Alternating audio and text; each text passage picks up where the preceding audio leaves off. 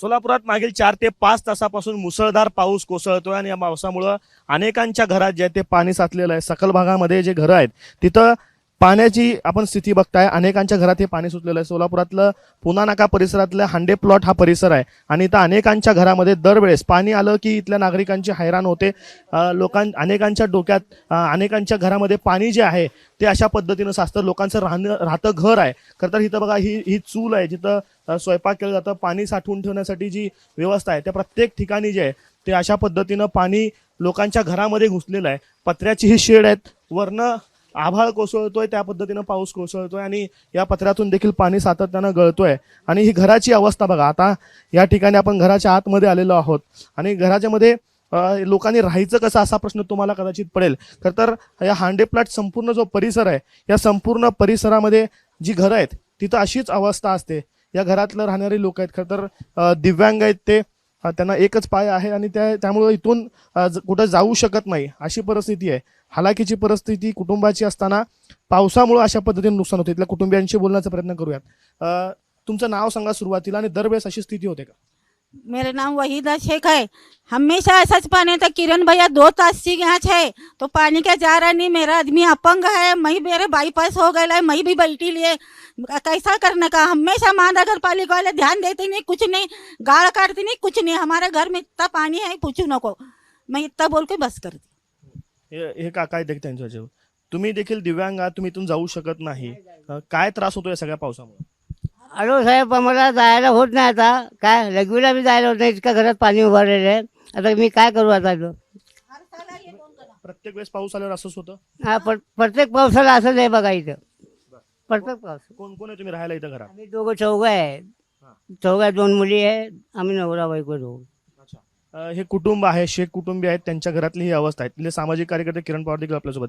किरण भाई, मागच्या 4 तासापासून तिथं तुम्ही काम करताय, अनेकांच्या घरात पाणी शिरलंय, काय अवस्था असते या परिसराची?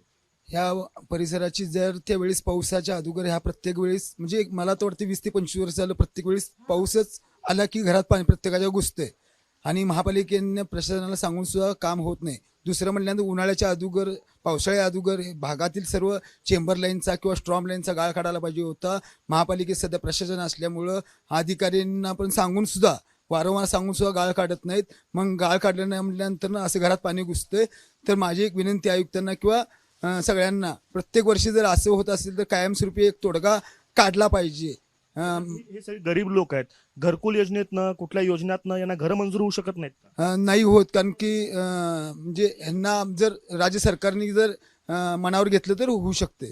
पुनर्वसनाची गरज आहे। तुम्ही गेली अनेक वर्ष आम्ही बघतोय की पाणी अशाच पद्धतीने त्रास आहे, बरोबर? हो, यात ताई देखील आहे। ताई, खरं तर गेल्या अनेक वर्षांपासूनचा हा त्रास आहे, काय पाठपुरावा केला जातो आणि काय त्रास होतोय सगळ्यांचा? आम्हाला जर त्या वेळेस हे पावसाळे दिवस आले ना, आम्ही असं घाबरतच राहतो। पाणी घुसतं आम्हाला 101% माहिती आहे। आम्ही प्रत्येक वेळेस कळवतो महापालिकेला, आमच्याकडे कोण लक्ष देत नाही, सगळं दुर्लक्ष करतात। आम्ही सांगून वैतागून जातो। शेवटी आम्हाला असं रात्र बाहेर काढावंच लागते, लेकरं बाळ घेऊन। लहान मुलं असतील, चिमुकले मुलांना लहान मुलं भरपूर आहेत, आमचे भिजलेत, घरात बसलेले आहेत। आता वर कुठं बसून आलेले आहे आम्ही, आमच्या घरात गुडघे एवढं पाणी येतं। गेल्या वेळेस पण भैया आम्ही अख्खी रात्र इथं फोडायला आणि तोडायला रात्र गेलेली आमची अशीच। सकाळी 7 वाजेपर्यंत आम्ही इथंच होतो।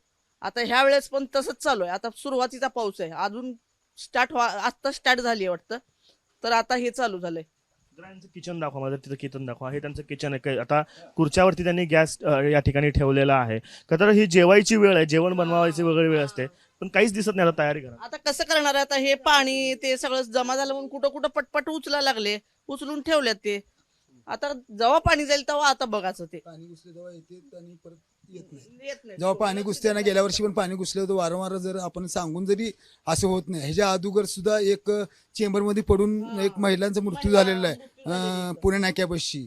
मग वारंवार जर सांगून जर अधिकाऱ्यांनी जर दखल घेत नसेल तर मला वाटतं शासनाने किंवा मुख्यमंत्री आणि स्थानिक आमदारांनी तर म्हणजे कामं केलेली आहेत, पण सध्या प्रशासन असल्यामुळं इथं दखल घेतली पाहिजे, ही आमची सगळ्या नागरिकांच्या वतीने विनंती आहे।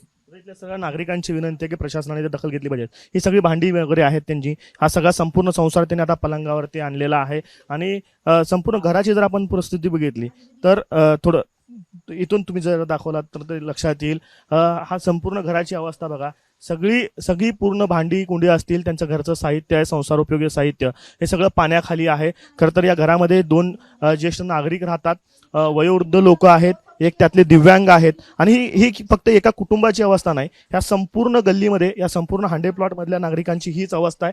प्रत्येकाच्या घरामध्ये अशाच पद्धतीनं पाणी आहे. लोकांनी जगायचं कसं, हा प्रश्न या निमित्तानं उपस्थित होतो.